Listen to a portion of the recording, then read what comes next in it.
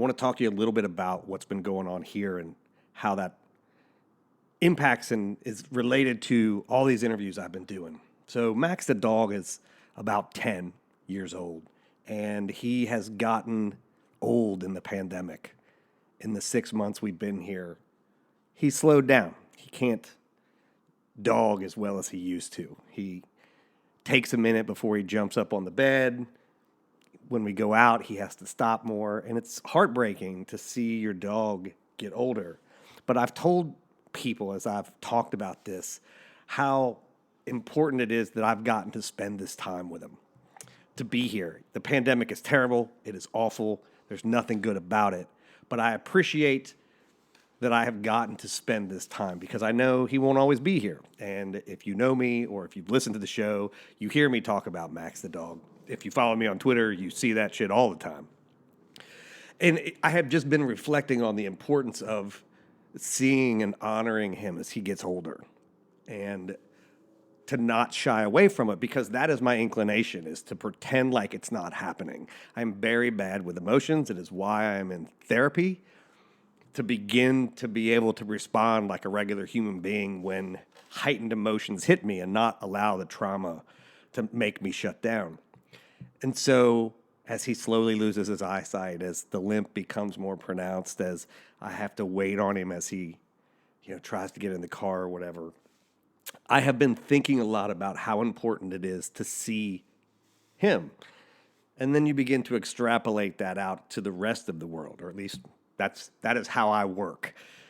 And I've had so many conversations with writers who are writing books in one way or another about being seen and about struggling with their identity and trying to make sense of both who they are and where they fit into the world around them.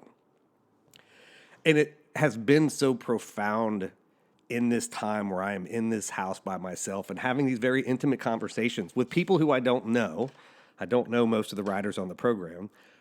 But if you listen to the program long enough, oftentimes these things sound like therapy because we get into the reasons why people write. And the reasons why people write are things that happen in their life.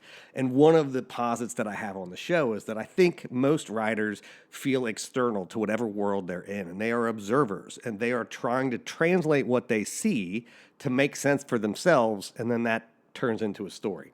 I don't know if that's true, but that is just sort of my generalized impression of most writers.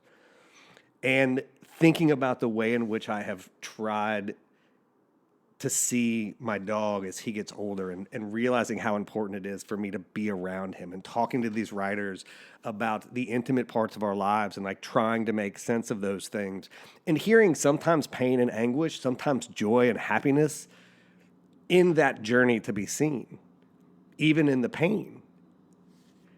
And I can't help but think how important it is for us to take time every day to make sure that we're seeing the people and the creatures around us, not for what we want them to be, but for who they are.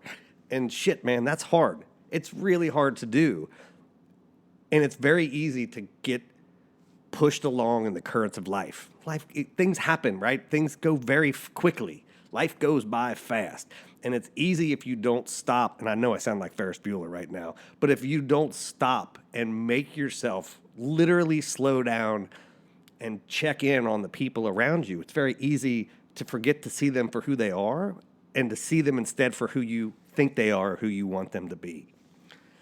And as I was re-listening to the conversation today with Angela, that sort of profound thought hit me because we don't generally talk about the books on the program, but the last 20 minutes of our conversation is about the book she wrote. It's about asexuality, into which she identifies. One of the reasons I did that was because we're science and technology writers, Angela and I are. And so I was really interested if that was the way she approached this, which was not the way she approached the book, and you'll hear as we talk about that.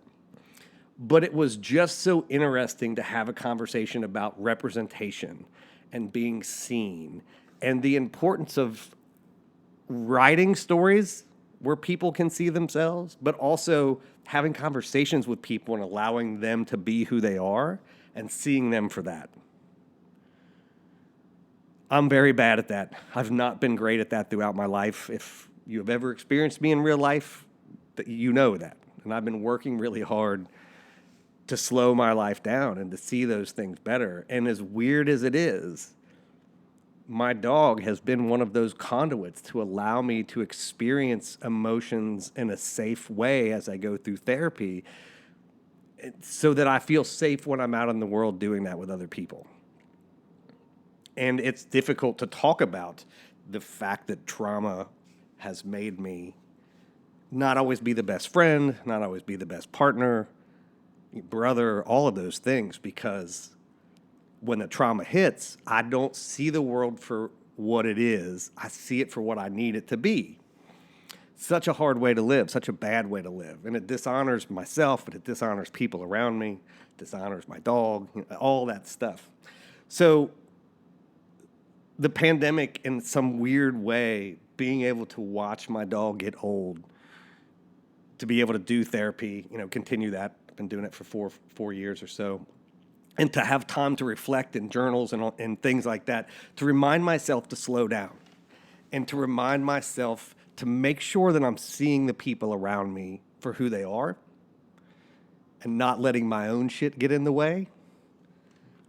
And I bring all this up because a large part of the conversation that you're going to hear today with Angela is about that, right? Is about figuring out how to be seen and to both by yourself and by the people around you.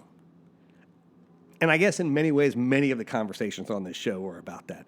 But since her book is very specifically about asexuality, which is a topic that we do not talk about a lot, it seems important, and I think that's why it's been resonating to me, that it's important to remind everybody, to remind myself, maybe to remind you, maybe you don't need the reminding, to stop, take a breath, make sure you're seeing everybody for who they are. Acknowledge them. Acknowledge who they are. Those little things change so much about people's day and perception. I can't tell you how often during interviews after it will be over when people will say things like, "You really seem to understand this," and that makes me feel good. Some of that is because I think writers have experiences that are similar. Some of it is I've heard a lot of stories now, and so I do understand as much as I can things that are outside of my experience. And some of that is just being human, which I'm working on.